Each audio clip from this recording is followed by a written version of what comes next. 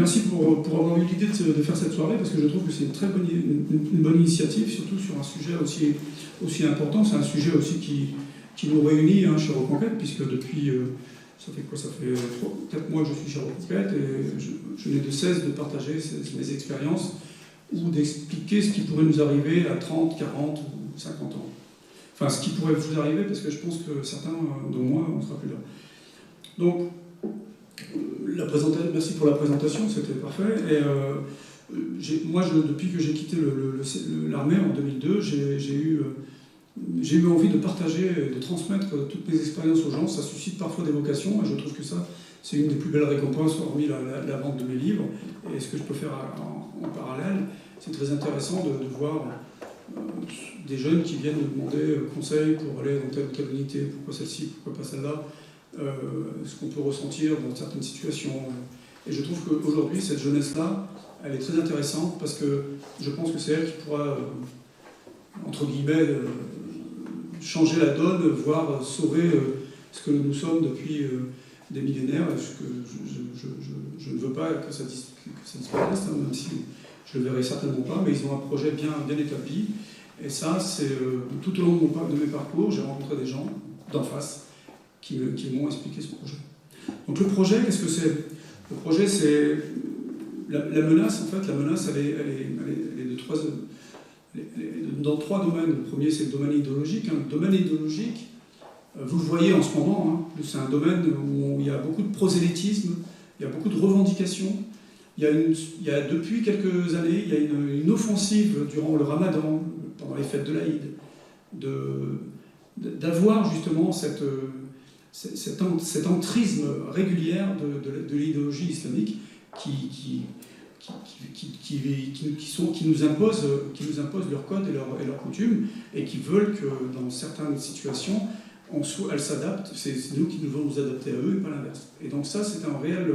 Pour moi, c'est le danger le plus important aujourd'hui, parce que c'est les revendications religieuses du quotidien. Eh bien ça, c'est difficile à stopper, parce que certains sont démunis, n'ont pas les moyens de le faire, et je peux les comprendre, ont peur des conséquences si on interdit à tel ou tel le voile dans une entreprise, ce que j'ai pu faire quand j'étais dans l'entreprise, adapter nos horaires pendant le Ramadan, etc., etc. C'est un combat de tous les jours, c'est un combat idéologique de tous les jours, et ça, c'est très difficile pour certaines personnes d'avoir la volonté, sur du long terme, de ne pas céder. Parce que dès l'instant où on cède, on a perdu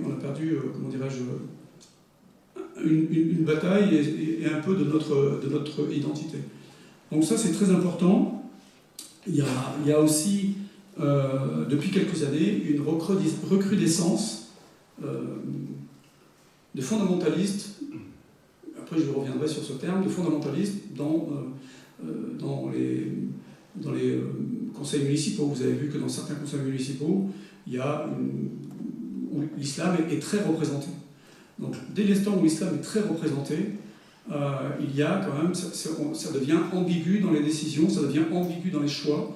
On se penche plus vers un drapeau palestinien dans sa mairie, comme j'ai pu le voir en Île-de-France, mais plus en avant ce drapeau que le drapeau français.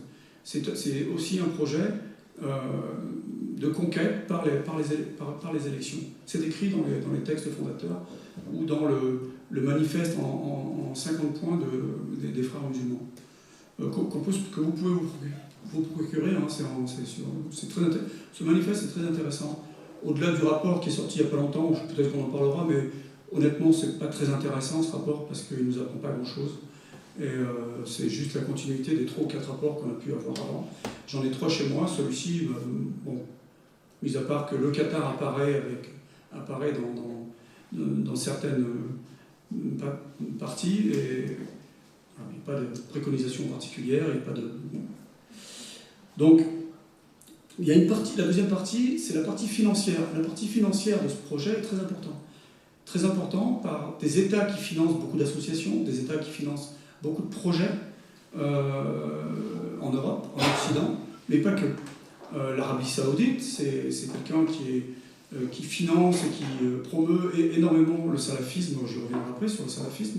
Donc l'Arabie Saoudite, a été longtemps le fer de lance de ce financement des banlieues françaises, de certains pays, mais en contrepartie, il fallait construire des mosquées, etc., etc. Donc ça, c'est très important d'avoir à l'esprit que certains États financent la montée du fondamentalisme en France, et au-delà du fondamentalisme, c'est des outils pour propager un islam rigoriste.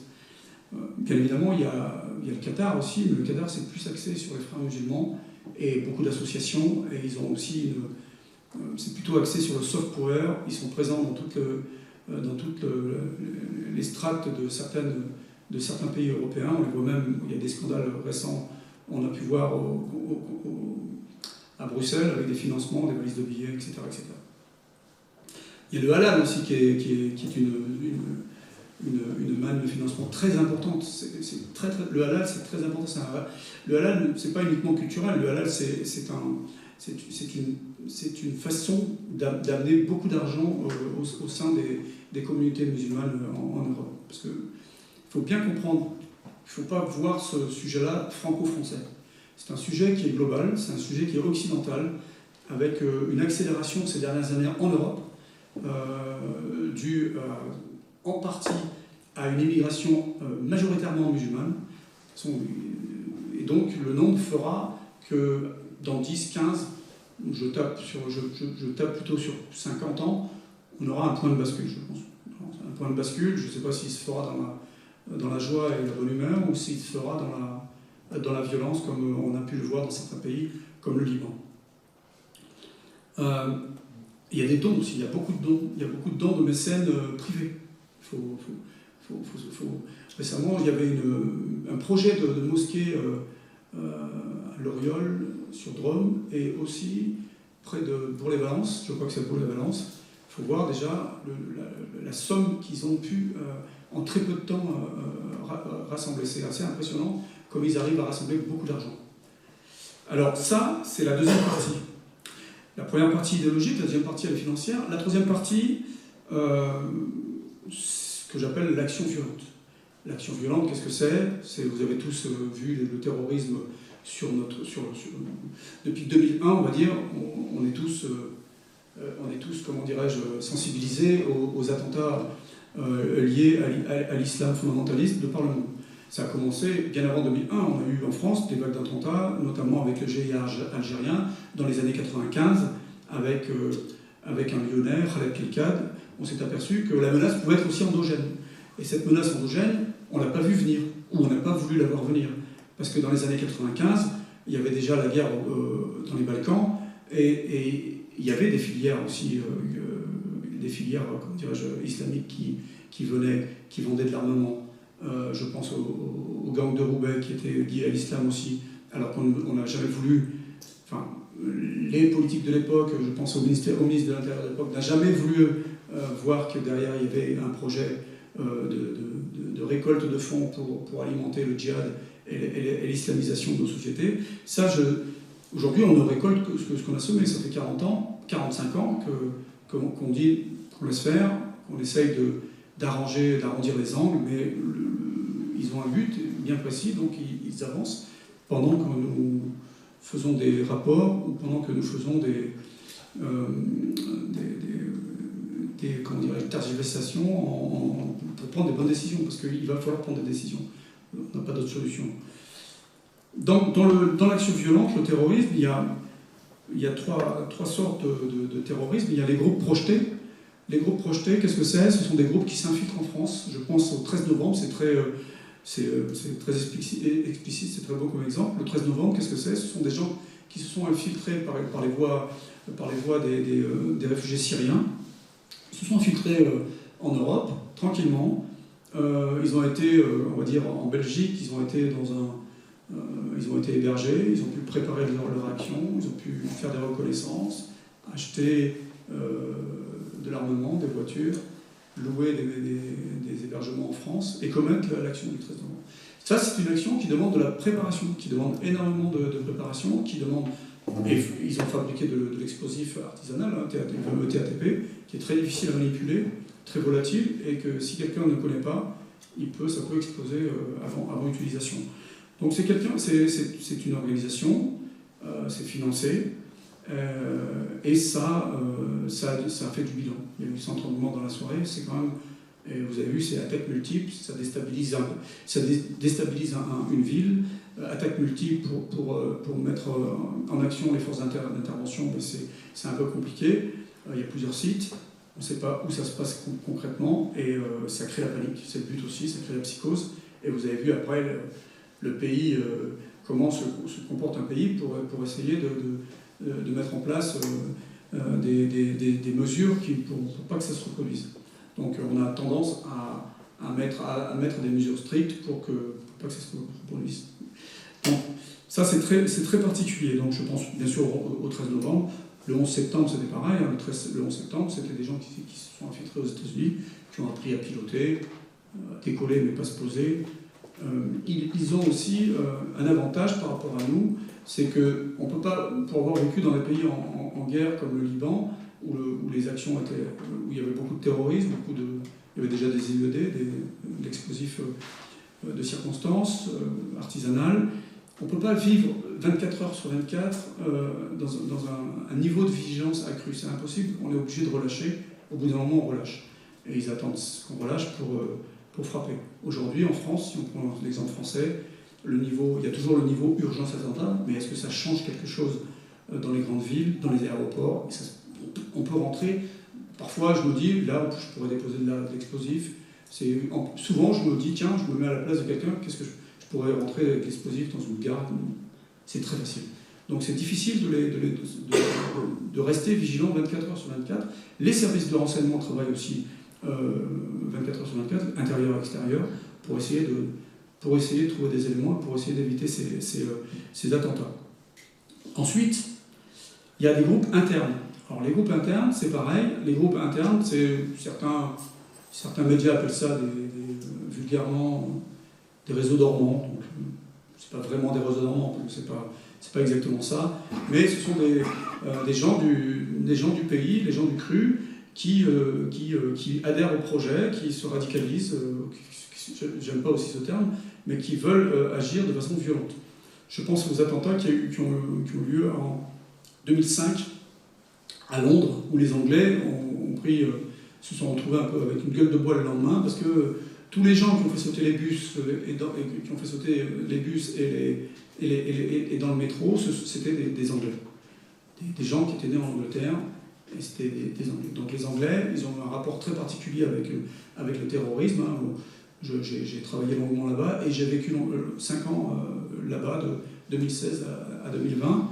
Et pour eux, le terrorisme islamiste n'existe pas. C'est encore pire qu'en France. Donc ça, ce sont des groupes qui peuvent... Charlie Hebdo aussi. Charlie Hebdo, c'était des enfants du cru. Hein. Les frères Kouachi étaient nés en France. Hein, donc, et ce sont... Bien sûr, un des deux était parti en Syrie, mais ils ont décidé, ils se sont entraînés, ils ont agi sur notre territoire. Donc ça aussi, c'était assez compliqué, c'était assez difficile à prévoir, même si Charlie Hebdo était protégé, mais ils étaient protégés. La protection à cette période-là était relâchée. Il y avait juste une personne armée avec l'équipe de chez Charlie Hebdo. C'est pas suffisant. Armée avec un pistolet. Donc ça c'est aussi, s'il n'y a pas de communication sur le réseau, s'il n'y a pas ponctuellement des intrusions sur l'univers numérique de ces individus-là, on les arrête pas, bon, c'est impossible. En revanche, l'intervention doit être rapide. Donc depuis les attentats du 13 novembre, il y a une restructuration de toutes les forces d'intervention sur le territoire national, et en théorie, elles doivent être à moins de 20 minutes ou 30 minutes de l'action. Et enfin, la troisième action violente, c'est l'action violente totalement isolée. C'est quelqu'un qui prend un couteau, qui décide de prendre un couteau, de sortir et de frapper le premier qu'il trouve dans la main. Autant que possible de frapper un représentant de l'État, parce que ça n'a pas le même impact, et ensuite le faire, comment dirais-je, au nom de l'État islamique ou d'Al-Qaïda, et le faire revendiquer.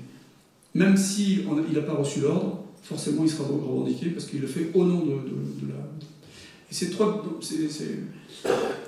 domaines-là sont assez compliqués à contrecarrer ou à prévenir si les gens ne communiquent pas. Si les gens se comportent comme des clandestins, n'utilisent pas leur téléphone, leurs emails, etc., ben ça va impossible à avoir. C'est pour ça aussi que depuis de nombreuses années, j'explique aux gens que prévenir le terrorisme, c'est l'affaire de tous, en fait. Parce qu'on s'aperçoit que le terroriste en question est son voisin. Et qu'on a peut-être vu un changement ou un effacement. Alors, on fait toujours des parallèles qui sont pour moi douteux avec 1940 et la délation, dénoncer les juifs, son voisin juif, mais là, c'est pas du tout la même chose. Donc là, c'est pour une action une action sécuritaire, et je pense que chaque individu est concerné par ça. Là, je vais revenir sur l'idéologie. L'idéologie, les vecteurs de l'islam fondamentaliste en France, en Europe et en France, sont les mosquées, les salles de prière. La première des choses qu'on a surveillées quand j'étais au service, à Bruxelles, à Londres, à Stockholm, à Genève, c'était les mosquées et les salles de prière. C'est une source d'information importante. Et en France, il y a des gens qui sont infiltrés dans les mosquées, des gens du service de la DGSU qui sont infiltrés dans les mosquées pour voir, pour entendre, et pour faire des organigrammes, et puis éventuellement arrêter ou stopper des gens avant qu'ils commettent ou avant qu'ils manipulent les masses. Parce que dans les mosquées, les imams, je reviendrai après avec le mouvement turc, c'est des imams qui sont là pour ça. C'est lobotomiser les esprits et attirer vers eux des fidèles. Amener des fidèles vers cet islam rigoriste et qui ne doit surtout pas répondre aux lois de l'homme, parce que l'islam, le livre est avant. Alors le monde du travail et l'administration sont aussi très pénétrés par cet islam fondamentaliste. Le monde du travail, j'ai eu l'occasion, quand j'étais à Lyon, dans ma structure, d'intervenir auprès des DRH qui ne savaient plus quoi faire avec justement ces revendications religieuses du quotidien. Certains avaient du salafisme, des salafistes dans leur société. Beaucoup de sociétés de maçonnerie, sociétés de transport, éboueurs, etc., ils ne savaient pas quoi faire, ils étaient démunis.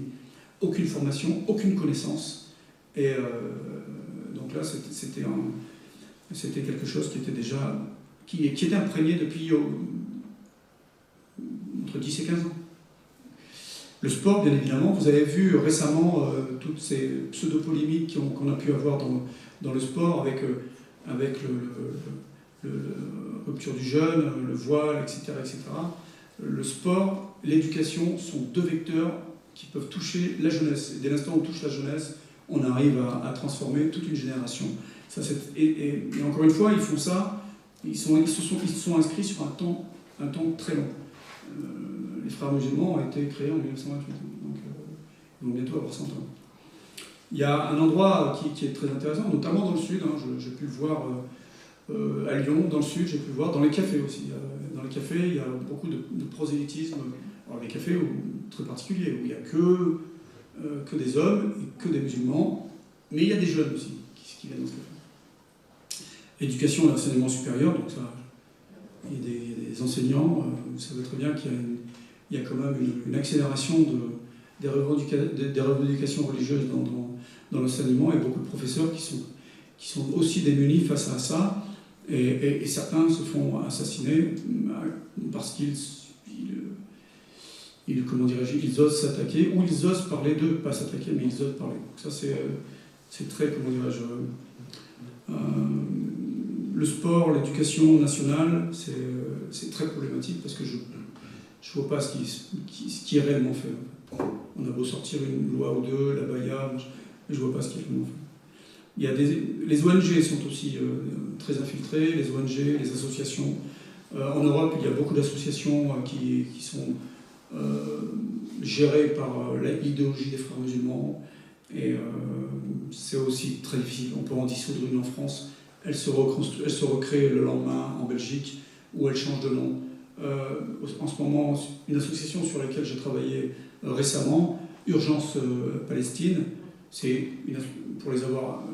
Je suis aussi chez Frontières et j'ai pu les accompagner sur certains dossiers, notamment sur cette association-là, et avec une infiltrée. Et ils sont très virulents. Ils veulent imposer. Ils veulent aller à l'affrontement. Donc pour eux, c'est aussi une stratégie d'affrontement. Il y a quelques années, cet islam fondamentaliste était diffusé par les chaînes étrangères, notamment Al Jazeera, via les paraboles. Avant l'avènement des réseaux sociaux, il y avait énormément de paraboles dans les quartiers et ils étaient pratiquement tous branchés sur le Maghreb, le Moyen-Orient, avec une chaîne particulièrement prosélyte qui est Al Jazeera. Et bien évidemment, aujourd'hui, les réseaux sociaux sont difficilement contrôlables et sont un danger pour recruter des futurs adeptes ou des futurs terroristes. Ça, aujourd'hui, c'est un réel danger.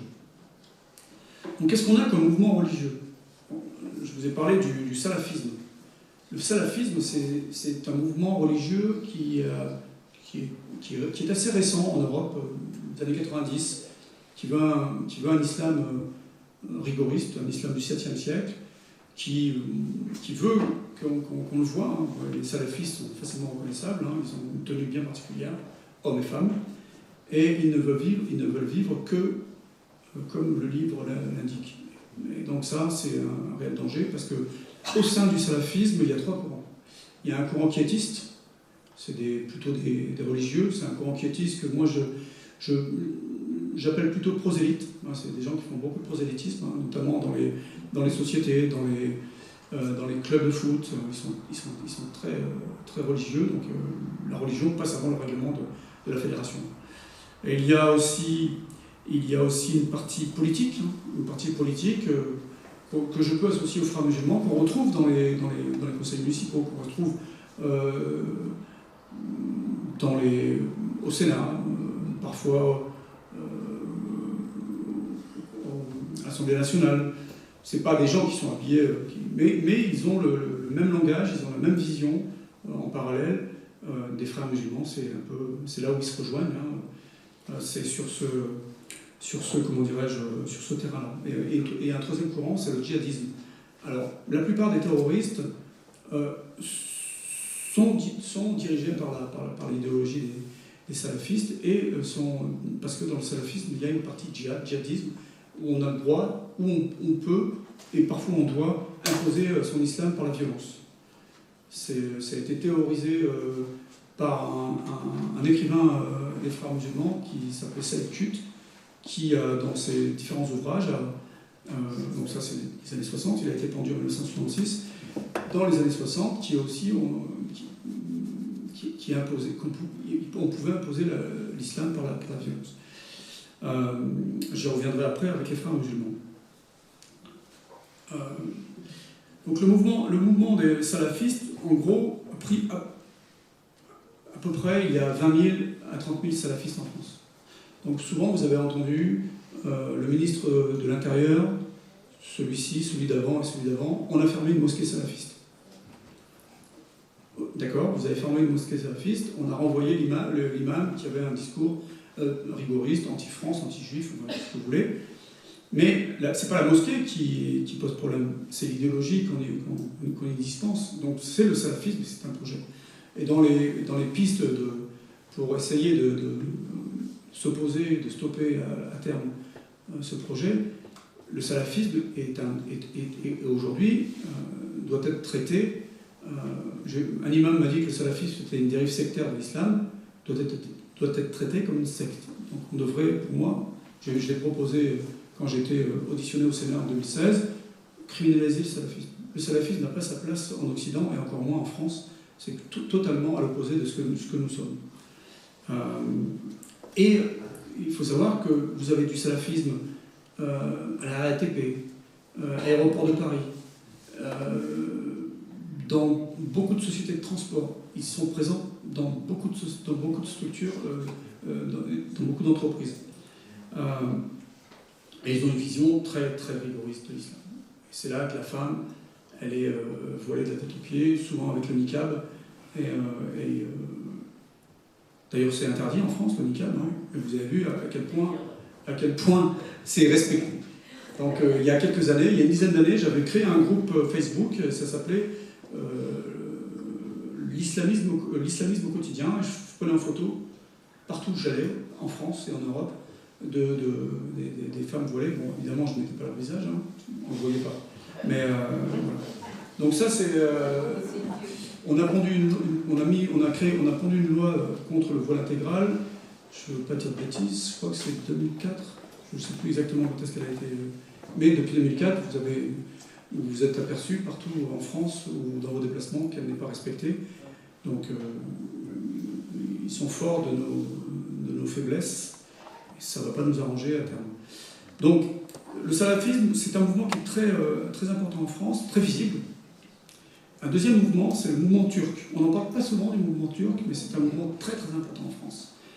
Il y a à peu près 600 000, en France, il y a à peu près 600 000 franco-turcs ou turcs qui vivent en France.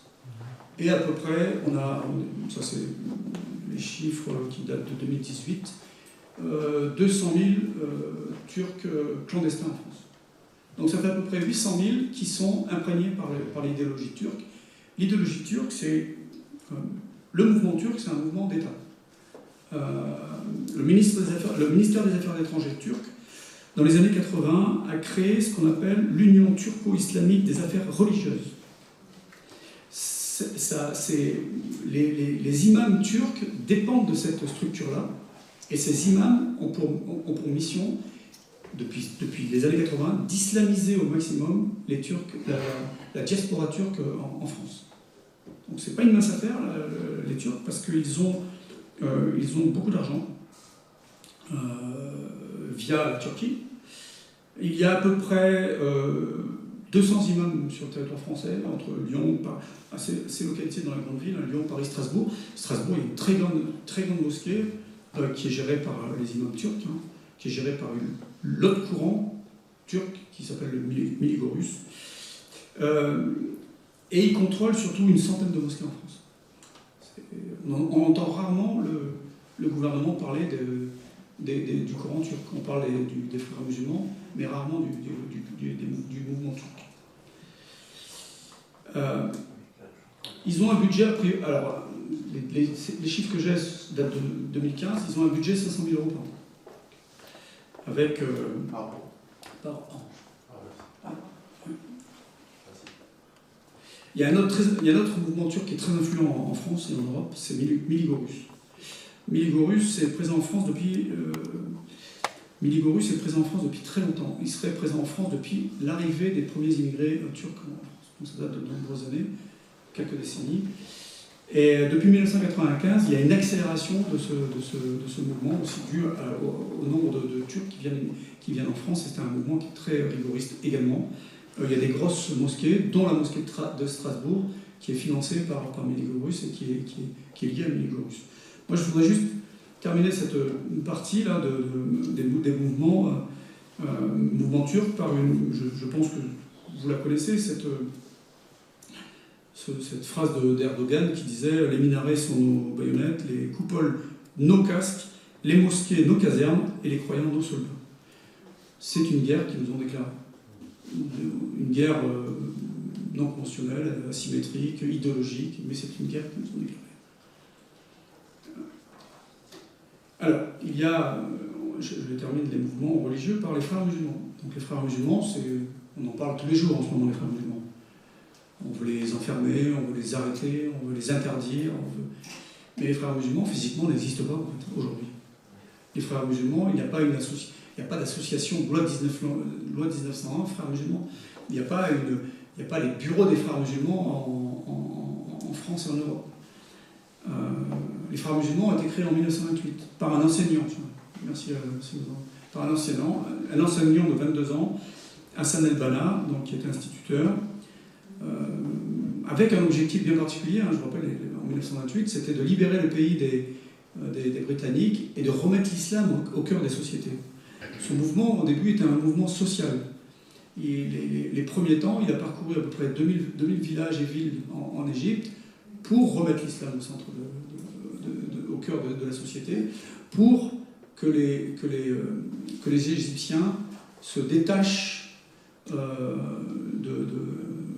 de l'influence des Occidentaux, notamment des Britanniques, qui avaient depuis de nombreuses années. Donc au début, c'était un mouvement qui concernait uniquement l'Égypte. Et en 2016, il y avait à peu près une centaine de pays où les frères musulmans, l'esprit et l'idéologie des frères musulmans étaient présentes. C'est au départ un mouvement social, vraiment. Et donc, avec très peu de comment dirais-je, de pratiquants. Et petit à petit, il s'est développé. C'est devenu un mouvement politique, un mouvement social, économique, avec la volonté d'instaurer dans les sociétés occidentales, et en particulier en Europe, une terre islamique. C'est écrit dans les textes fondateurs des frères musulmans. Et donc, ils s'inscrivent, pour ce faire, on est en 96 ans, 97 ans plus tard, et ils sont encore plus présents, notamment en Europe, notamment en Belgique. La Belgique, surtout la partie Wallonie, je peux dire qu'elle est sous le joug des frères musulmans, des salafistes, comme une partie des grandes villes en Angleterre. Ça, c'est factuel, hein, c'est visible, et on ne peut pas le nier. Donc, la stratégie des frères musulmans est d'influencer dans tous les domaines de nos sociétés occidentales, politiques, juridiques, administratives, sociales, éducatives et économiques. Aujourd'hui, enfin depuis quelques années, dans l'enseignement, on peut avoir des amis qui étaient profs de sport, ils n'avaient aucune petite fille dans les cours de piscine. Et elles avaient toutes un certificat médical de complaisance, elles étaient toutes allergiques au chlore. Celui qui signe ça, c'est dans la majorité des cas un médecin musulman. Il adhère au projet des frères musulmans. Il n'a pas sa carte des frères musulmans, mais il adhère au projet des frères musulmans. Il y a aussi, récemment, on a trouvé une centaine d'avocats qui étaient liés à l'idéologie des frères musulmans. Donc ils ont un entrisme dans toutes les strates de nos sociétés. On les a laissés petit à petit, on n'a pas voulu le voir, et aujourd'hui c'est très problématique parce que le nombre fait la force. Nous ne sommes pas encore au point de bascule, mais le point de bascule n'est plus très loin.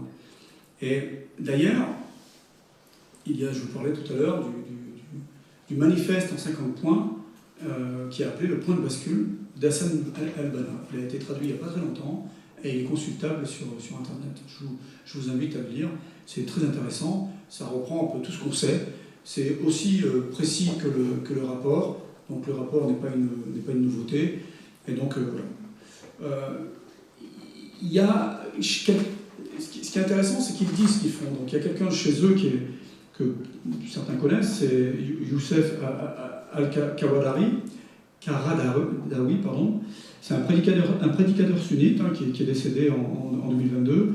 C'est un prédicateur sunnite qui a été protégé par le Qatar.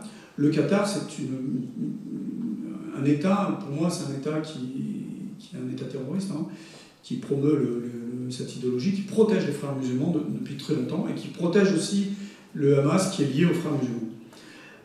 Qui disait, avec vos lois, je pense que vous la connaissez, avec vos lois démocratiques, nous vous coloniserons, avec nos lois coraniques, nous vous dominerons. Il a publié plus de 120 ouvrages. Ces ouvrages ont été vendus partout dans le monde, et notamment en Europe. Donc c'est des ouvrages de référence, et certains peuvent être assimilés au Mein Kampf, et ils ont des supports pour agir. Alors, quelles réponses, quelles actions pour contrer ce projet islamique?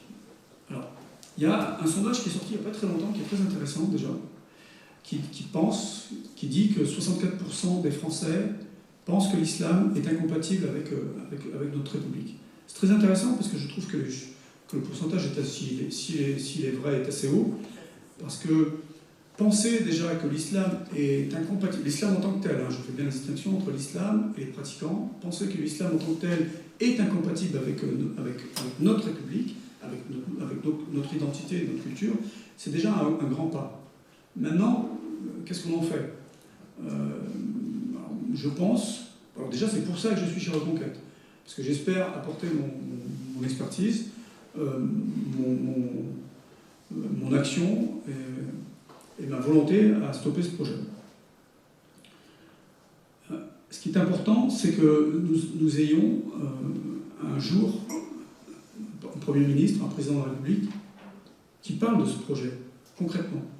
Qui parle de ce projet parce qu'il existe, parce que tous les textes, on peut sortir 50 textes qui vont dans ce sens-là, on a besoin de quelqu'un qui prenne le projet à bras-le-corps, qui le mette sur le même niveau que la défense des océans, hein, parce que c'est bien de défendre les océans, mais de temps en temps, il faudrait aussi défendre notre culture et notre identité.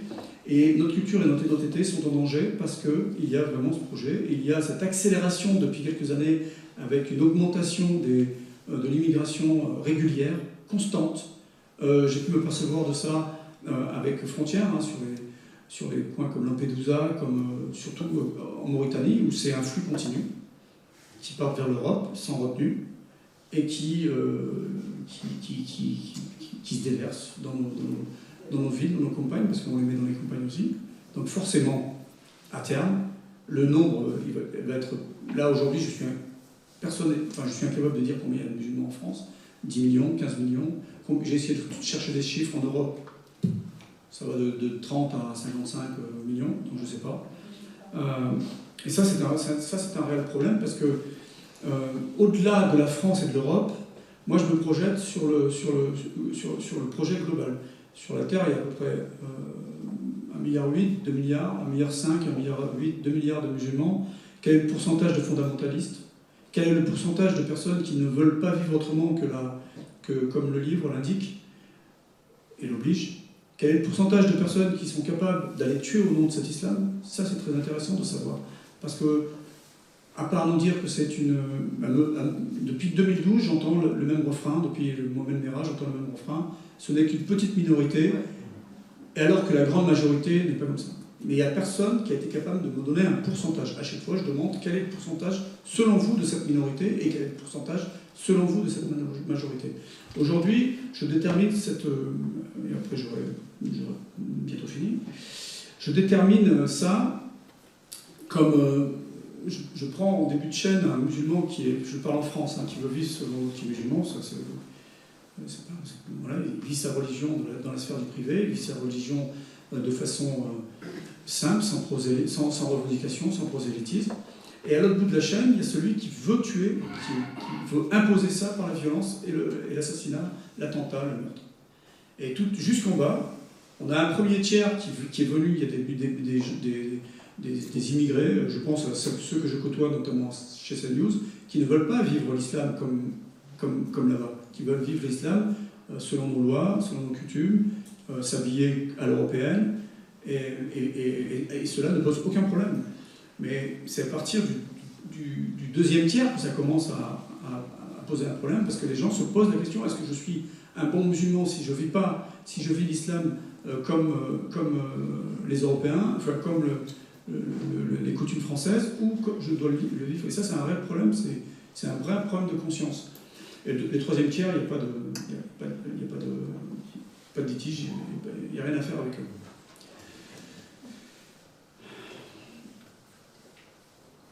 Donc, je vais en terminer là. Je n'ai pas déplacé. Encore 30 secondes. Moi, je suis... vous ne le dites pas, mais je suis assez pessimiste. Parce que normalement, en politique, on dit qu'il ne faut pas être pessimiste. Je vais quand même être pessimiste. Parce que nous sommes dans l'urgence aujourd'hui. Dans les années 80, ça ne posait pas d'urgence. Dans l'armée, dans la police, dans la RATP, ça ne posait aucun problème. Pourquoi? Parce qu'il y en avait peu. Et le nombre et aussi cette volonté de revanche chez certains, cette volonté de venir prendre ce qu'on leur a pris pendant la colonisation, c'est un réel problème. Et ce délitement idéologique qu'ont nos élites qu'ont nos dirigeants depuis de nombreuses années, c'est aussi ça qui nous a amené dans cette situation catastrophique, parce que plus personne n'est fier d'être français, à part dans cette salle, plus personne a envie et est fier de ce qu'on est et ce qu'on a été. On ne peut pas aimer la France avec ce qu'elle a fait de bien et ce qu'elle aurait fait de mal. On passe notre temps à réécrire l'histoire avec les lunettes du présent, et ça, selon moi, c'est une erreur grave, parce que ça nous empêche d'avancer, et ça crée quoi? Ça crée un désordre intellectuel, ça crée un désordre idéologique, ça crée une déperdition identitaire. Ça nous donne des samedis soirs comme la victoire du PSG, ça nous donne des offensives idéologiques pendant le Ramadan, pendant les fêtes de l'Aïd, et nous, qu'est-ce qu'on fait en face? Eh bien, on laisse faire. Donc si on ne réagit pas vite, et je pense que c'est pour ça que je me suis modestement engagé en politique, si la politique ne résout pas ça, ne règle pas ça, je pense qu'il y aura de la violence dans quelques décennies. On a aujourd'hui tous les ingrédients pour une libéralisation de la France, mais de l'Europe aussi, qui se mettent en place, et on aura une guerre comme au Liban. Donc il faut que nous réagissions, et je pense qu'à quel que soit le niveau, on peut changer les choses. C'est pour ça qu'on compte tous les uns sur les autres, chaque reconquête.